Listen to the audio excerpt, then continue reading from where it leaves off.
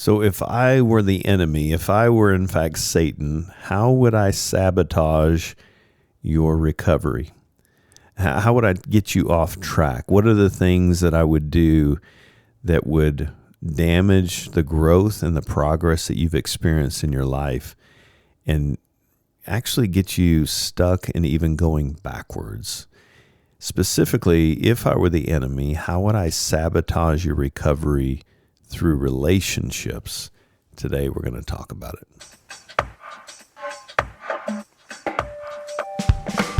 Well, welcome to Celebrate Recovery Official, a podcast that shares life-change stories, courage, hope, and lots of leadership wisdom centered around the Celebrate Recovery principles based on the Beatitudes in Matthew chapter 5, where Jesus gives us practical tools to face the hurts in our life, to face the hang-ups and negative core beliefs in the way we see ourselves, God, and others, and even those habits that keep us in bad community and hurting our fellowship with the Father, so we can find healing in a new healthy core belief and new healthy practices with healthy relationships. I'm a grateful believer in Jesus Christ. I struggle with drugs and alcohol and perfectionism. My name is Rodney. I'm the Global Field Director with Celebrate Recovery, and it's good to be back with you today. Thank you so much, as always, for sharing this and giving us a high of 5-star review so that we can get more traction and reach more people.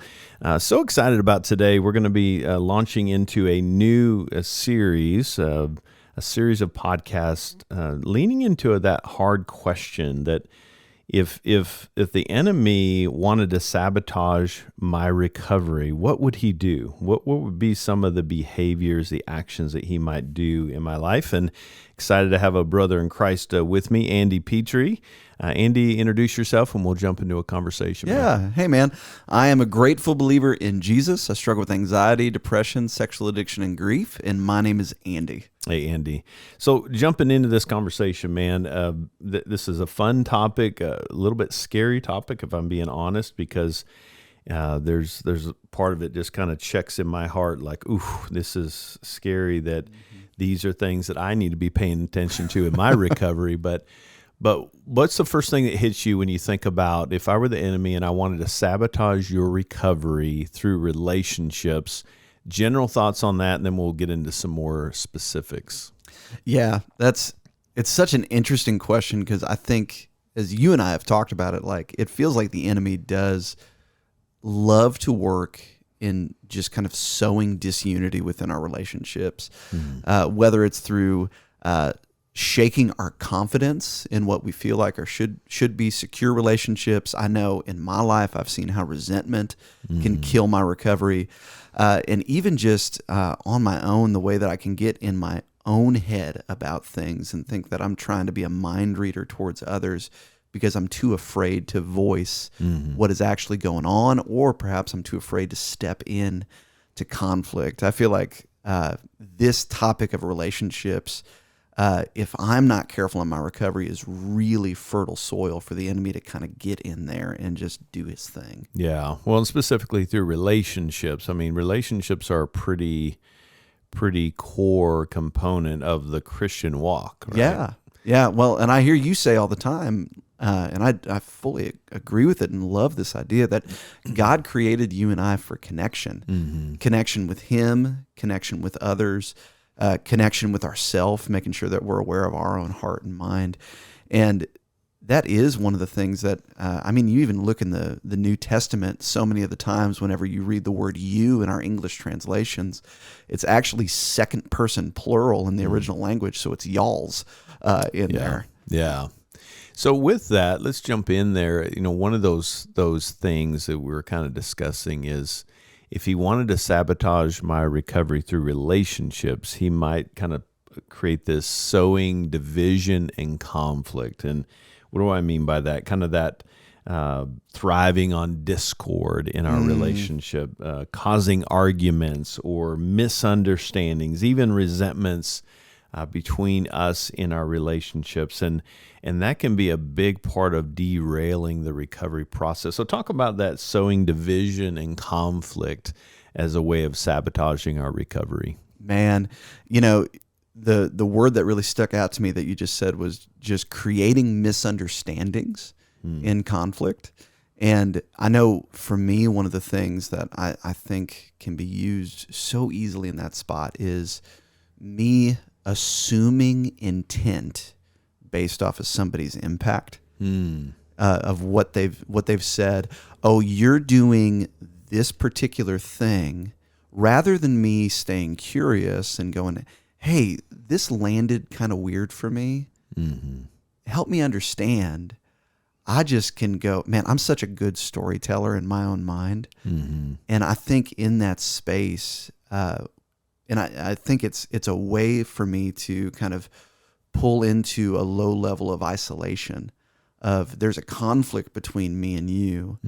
Something that came my way felt weird. Yeah. But I'm just going to assume that I know why it came that way. Yeah. Rather than me having the courage to go, hey, man, we've got a lot of relationship. I love you. You love me. What just happened there? Yeah. Help me understand. Yeah. What just happened, and being honest about how it hit me in that, right? So, and I think that's good, kind of thinking about the form versus function, how I interact in my relationships. Am I attacking you in revealing how I feel attacked, right? Yeah. You always do that. You never do this, right? So the always and the nevers in those conversations is, hey, what just happened there? That kind of hit me weird and kind of made me feel like there's something there. There's something between us that needs to be resolved right now. Yeah. Right? Well, and I think about the function of shame in that particular space.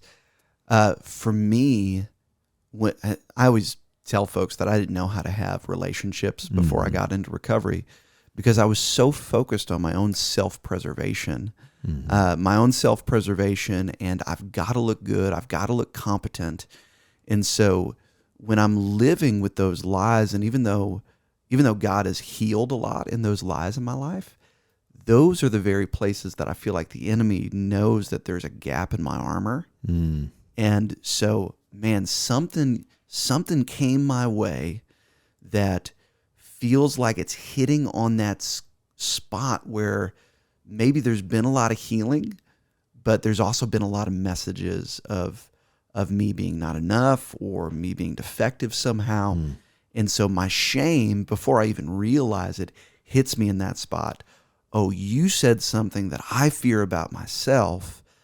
And I can, before I realize it, I'm functionally believing this lie that the enemy just loves to latch on to, and not even realizing that, man, my own head is starting to spin a narrative that the feeling and the emotion is real. Yeah. But it causes me to isolate and self-preserve. Yeah. I've said this before, but, if the enemy can't get to me and try to derail me, he'll try to get to me through my relationships. And James 4:1-2 is good. There's a couple passages here. James 4:1-2 says, "What causes fights and quarrels among you? Do they come from your desires that battle within you?" In Ephesians 4:26, "In your anger do not sin. Do not let the sun go down while you're still angry, and do not give the devil a foothold." It's interesting, in your anger, sometimes we can buy into this notion that anger's bad, but in my anger, it's making sure that I'm not using it as a weapon toward my relationships. And if I feel like it's being used as a weapon, I want to slow that down to understand what the anger is trying to say. But it's just good to be reminded that we're going to have times when we are angry with each other, but don't use it as a weapon. So what's some ways to combat that? Yeah. I mean, how do you keep from, you kind of talked about slowing it down. Hey, what just happened? In your experience in relationships, knowing they're so important so that you don't sow division and kind of conflict in that space. How do you combat that? Yeah. I think the first thing, and we already kind of talked about it a little bit, but is just noticing it. Yeah. It's funny. As soon as there's conflict in relationships around me, I feel it in my body before my mind is really cognizant of it. Yeah. I feel my blood pressure rise. I feel my chest tighten up. I feel myself kind of getting amped up. It's kind of that almost like that fight or flight kind of response in there. Stay curious. And so being able to be kind enough to myself to go, whew, something's going on with me. And that just means that something happened here. Yeah. So what's happening here? And then in that space, allowing myself to be honest with my fears. And so there's a level of, I've got to be vulnerable with myself in that moment. Yeah. And not shame the fact that I feel like something fired up in me. Yeah. But also, I've got to lean into what I know to be the truth about this relationship. And that is one of the hardest things for me sometimes, because I want to validate my own pain in there, but also leaning into, all right, I know my wife just said this, but man, my wife loves me more than anybody else in the world. And so what is the foundation of our relationship in here? This friend of mine, I've known this friend for forever. This is out of character. I know the character. And so it's kind of in my head, kind of in the moment, allowing myself to go, all right, wait a second, what's going on here? Yeah. Yeah.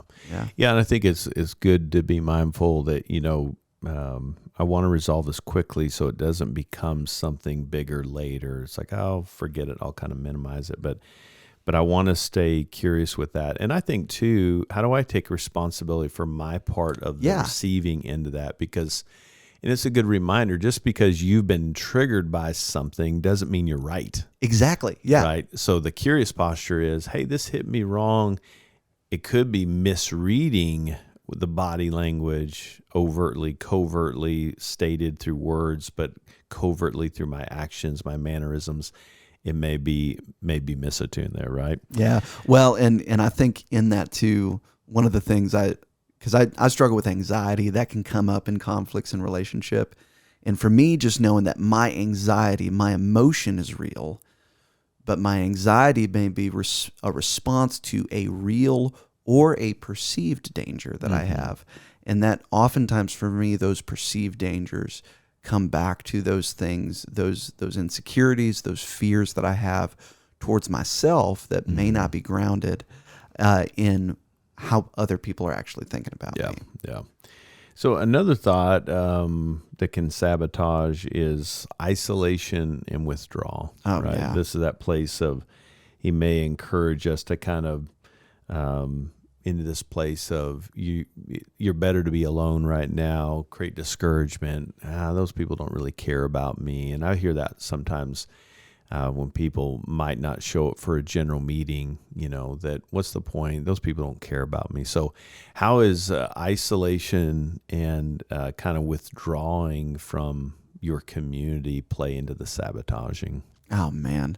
Well, what's going into my mind right now is some old National Geographic documentaries where you look at wolves that are attacking caribou up in Alaska. And like one of the things that wolves try to do is they try to target the weak ones and separate them from the herd. Because when they're separated from the herd, it's not a lot of work to take them down. And I think about in James chapter 5 where it says, confess your sins to one another and pray for one another so that you may be healed. It's just one of many places where we see that healing happens in the context of community as we bring God and others into that space. And so if I am disconnecting myself from others, it's hard for me to like, we need other people's voices to point us towards truth. A friend of mine says a lot that God speaks to us through God's word, God's spirit, but also God's people. And I know there's been so many times where I've had other people speaking to me that have encouraged me. And so when I separate myself from that, I'm separating myself from one of the lifelines that God has given me in my recovery to actually stay stable. So sometimes we can know that, and so let's lean into that. I know all the things you just said. Yeah. But what do I do even though I know it, and yet I'm hearing this voice that says, you're better off, right? So you have these kind of conflicting. What do you do with that? How do I, in the moment, when I'm hearing those lies, what do I do with that? Yeah. I think for me, leaning into that, and I'm trying to get myself into those spaces. Because it's a real thing. It's a real we hear thing. that a lot. Yeah, right? yeah. And you may be even listening to this right now, and you're feeling that in there. And I think one, just validating that the feeling is real that you're feeling. Yeah. It's like there may be really good reasons why it's really hard for you to trust people, or there may be some things that you're wrestling with that you're feeling some shame over, and allowing yourself to feel that. But also remind yourself, could you stay curious to the possibility of the things when you leaned into somebody else and it did go well? Right. Well, yeah, and I think even in that reaching out to somebody to even state that what you're believing, it's like, hey, this is what I'm believing, that I'm better off alone, that people don't really love me, and I just want to be honest about that instead of just kind of trying to manufacture up this white knuckling. I'm just going to go do this, and I'm just going to, under my own power, my own willpower, kind of push through that. Now, sometimes there's value in that, but sustaining that is probably not good. It's probably not going to happen. Yeah. I got to invite you in. It's like, hey, can I just invite you into lies that I'm believing? Yeah. That I have this tendency to withdraw. And what's ironic is sometimes, and I've even experienced this in my life, where when I start to get close to someone, part of the sabotage is this is going to fail. So let me get ahead of it. So there's a sense of control in that. It's like, at least you can't say I failed if I make the first move. I'm going to sabotage the relationship and disconnect from you, stop reaching out to you, stop meeting with you, drop out of my group because I want to be in control of the failure. Yeah. Which sounds so bizarre to say it that way. I know, man, but it sounds like you're reading out of my journal. I can think at times too, like in my recovery, that idea of reaching out. There's so many times where I'll either text or call my sponsor and just go, man, I just got to tell you, I'm in a bad headspace. I feel like I'm an idiot. I feel like I'm blowing it. And I feel like nobody wants to be around me right now.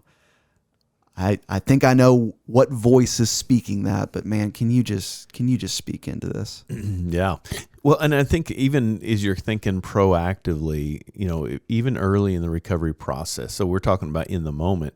Yeah. What if you invite your sponsor, your accountability team into your action tendencies way in advance, saying, hey, I trust you, and I'm going to let you into this, that here's when things start going well, here's my tendency. Yeah. This is what I tend to do, and this is what you'll see in me. I'll stop calling you.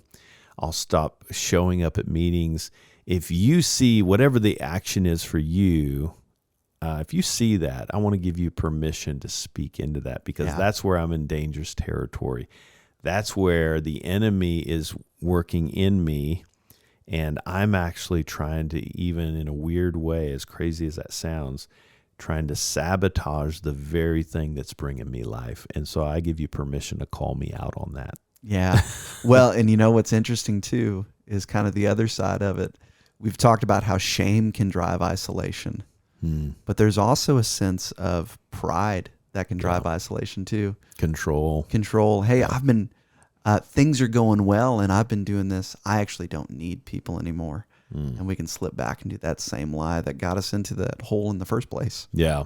When we read this verse a lot in recovery, Ecclesiastes 4, 9 through 10, two are better than one. If one falls down, we're better when we have someone there to pick us up. And so staying connected, and we say this often, that when you're tempted to isolate, be proactive, but in the reactive, get your rear end there, your heart will follow. Yep. I've never heard anybody say, man, I wasted my time tonight. I shouldn't have come to this meeting tonight. I've never heard that. It's always like, man, I don't know. I'm tired. Maybe it's just better I just hang. They're not going to miss me tonight, right? That kind of thing. So making sure we're staying connected with people. I want to take a super quick break right here, Andy. And when we come back, I want to jump into maybe the idea of, through our relationships, how does returning to old habits play into that sabotaging? Hey friends, if you're looking for another meeting, we've got meetings online every single Wednesday at noon Pacific. It's an online open share meeting where people from all over the world come together. We do a quick devotional. We have a little teaching / devotional every single week. And then we break up into gender-specific groups. You can share or just listen, but I guarantee you'll be encouraged. Add this meeting to your repertoire and come and join us on Wednesdays. If you'd like more information, go to celebraterecovery.com, find the link, and join us this Wednesday at noon Pacific. I want to jump into another point that I think is key is in community, we're stronger. If the enemy could sabotage me by pulling me away from my network, it could pull me back into some old patterns of sin, addiction, kind of undermining my recovery effort. So how does returning to my old habits play into the relationship circle in your mind, man? Yeah, that's good. I think about, what's kind of coming up for me is I think about In Life's Healing Choices, that great book that's part of our Celebrate Recovery material. Yeah. It talks about in relapse, the 4 C's of relapse: complacency, confusion, compromise, and catastrophe.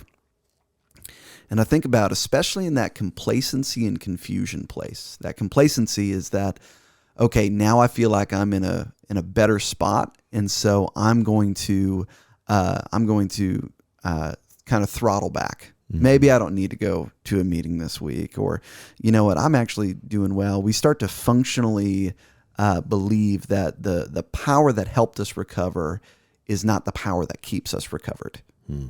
And then the confusion place is this spot where we go, I don't think it was that bad when I was in that spot. I kind of want, and we start kind of fantasizing about the glory days in there. And what's interesting is, like, temptation still comes no matter how long we've been in this recovery process.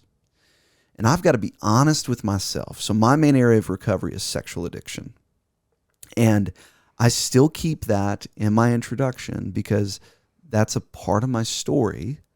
And even though God has done so much work of healing in that, I do know that that's probably an area that the enemy will lean into whenever I'm stressed, whenever there's season changes, whenever there's life pressure that's going on.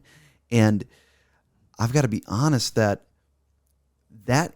habit was a place where I found comfort when I couldn't find comfort from others. Yeah. Growing up in my life.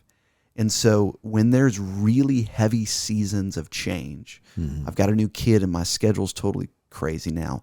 There's sicknesses in my family, and so there's grief that's happening there. Or there's just a lot of stress going on in my life. I got to be mindful that, hey, the enemy might use those areas that I used to run to for false connection to convince me to, hey, you don't need to go to this safe relationship. You're exhausted, you're tired, you're lonely. Hey, you remember this old thing? Yeah.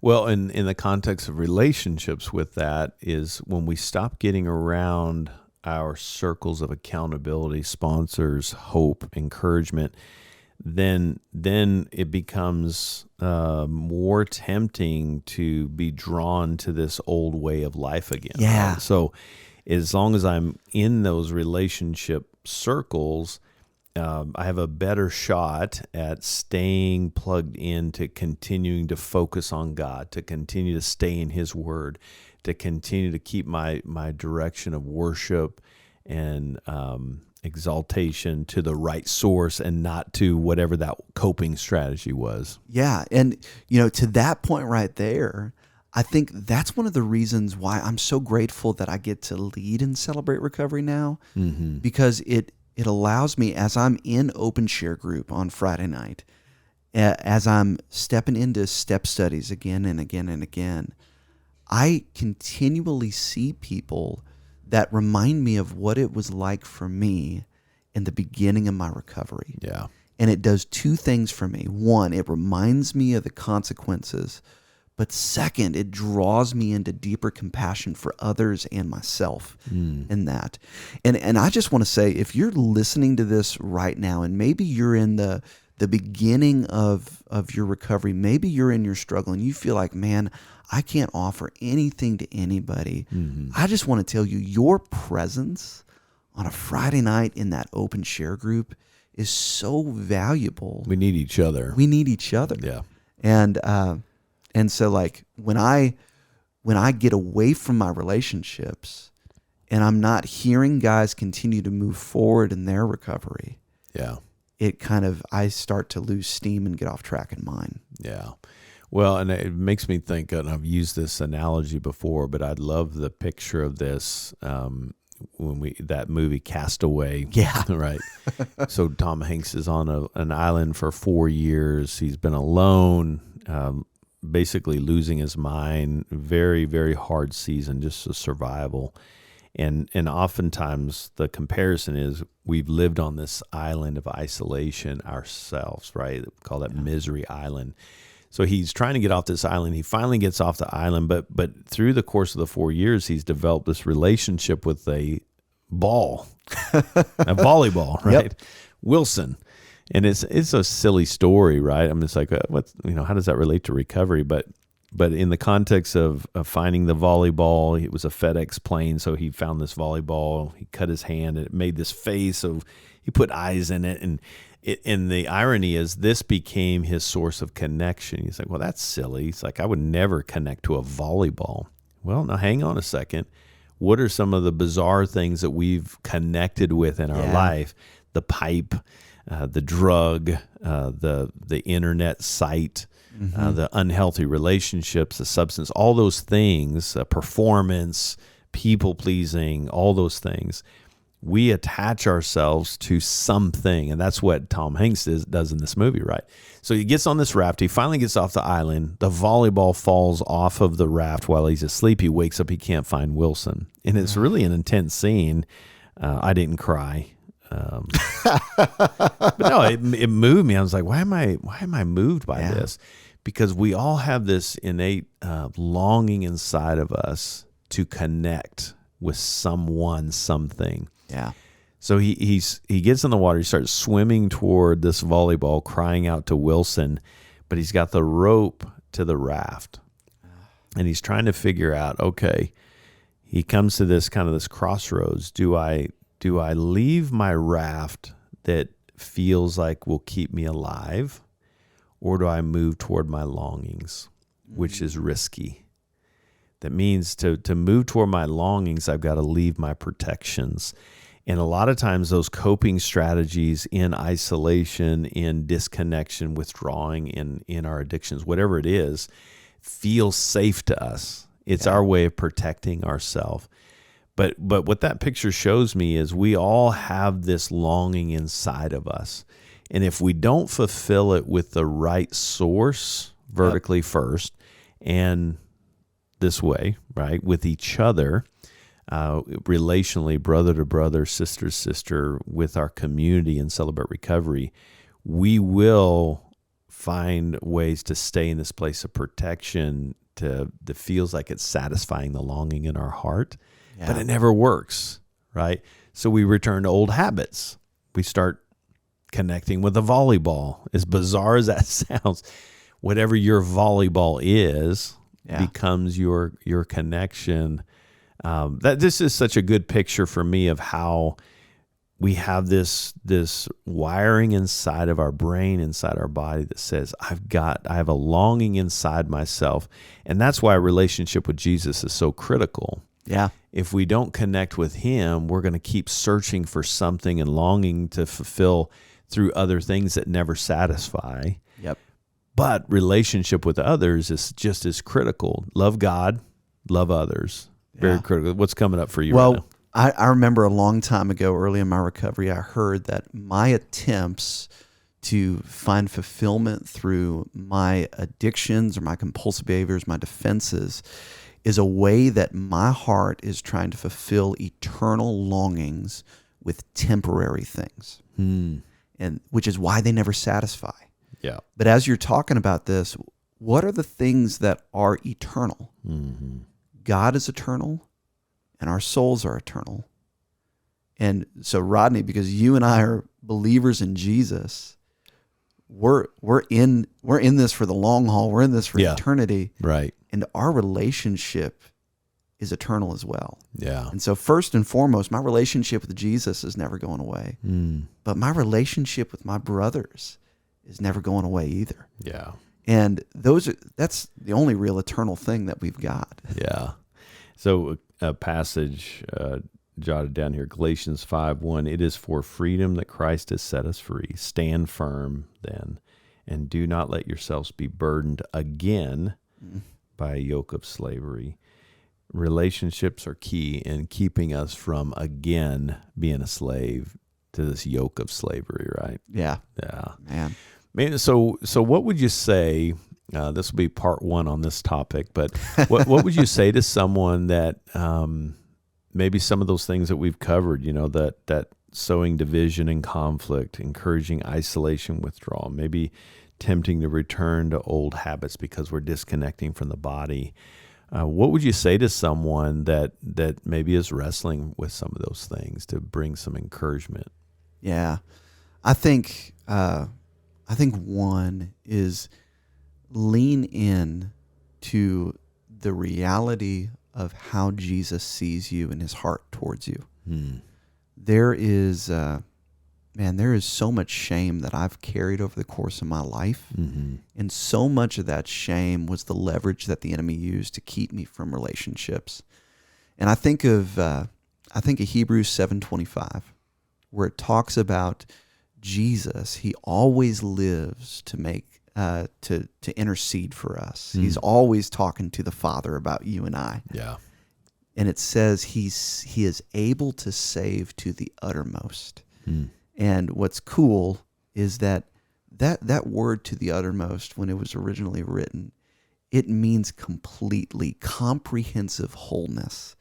And so what it articulates is that deepest, darkest place of shame and brokenness in your heart is the very place that Jesus wants to lean in and love. Yeah, that's good. And so I've got to allow myself to be curious to the possibility that maybe that actually is true.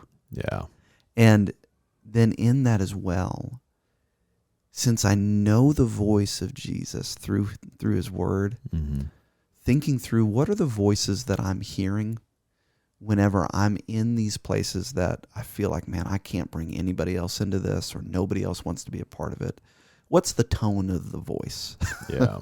That might give me a good clue of who's speaking it. Yeah. Well, and I think it's good. I mean, if the enemy's trying to get in your heart and your head he's trying to break your relationships to get you discouraged through misunderstandings, if he's trying to bring you to a place of isolation, withdrawing, if he's trying to tempt you to go back to some of those old ways, remember, you're no longer bound by those old sins in Christ.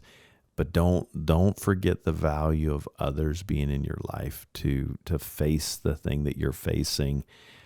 He wants to pull you away from the pack, and if he can do that, then he's going to create some destructive paths that will take us back to the old way of living. 2 Corinthians 5:17, anyone who is in Christ, the new creation has come. The old is gone. The new is here. What does that mean? We got to stay connected with him. We got to stay connected with each other. And relationships are pretty key and crucial for us. So, Andy, thanks. Part one of this conversation. Yeah. Lots of good stuff there to take in, and I know it can be a lot. Hopefully, maybe you go back and listen to this again. But relationships are key.